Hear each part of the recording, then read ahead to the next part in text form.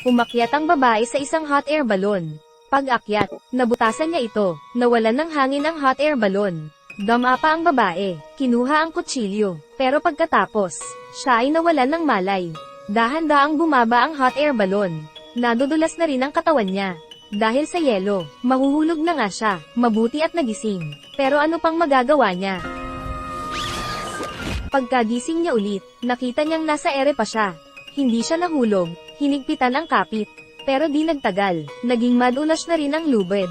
Humingi siya ng tulong sa nobyo niya, pero di ito gumagalaw. Ginamit ang lakas niya para gumalaw ang lubid. Para ma-shoot siya, buti na lang matigas ang lubid. Hindi nagtagal, mas lumalapit na nga siya.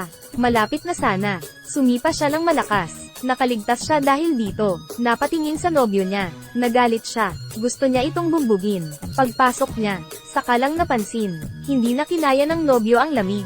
Mahina na ang tibok ng puso. Hindi niya alam ang gagawin, kundi nagsisisi, bakit niya pinilit na mag-propose ito. Ngayon na-trap sila, at mukhang mamamatay pa ang nobyo. Sa oras na ito, biglang huminga ang nobyo, at nagising. Napatingin siya sa babae, alam niyang gusto siya nitong iligtas. Kaya umakyat ito sa taas ng balon.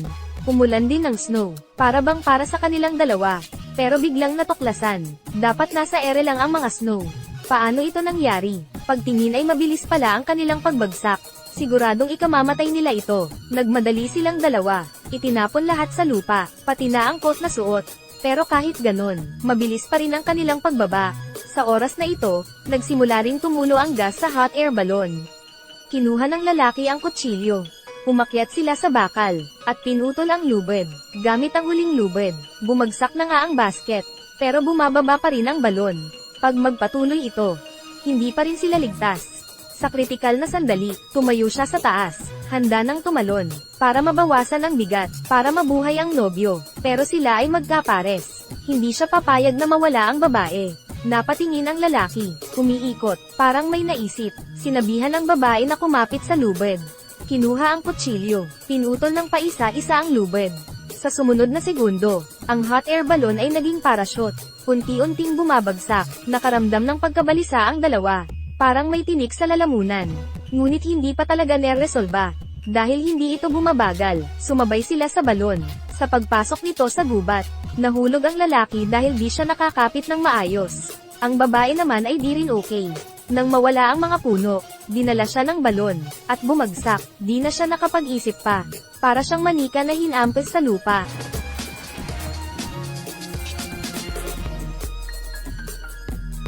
Di alam gaano katagal. Sa wakas nagising siya, pero iniisip niya ang nobyo.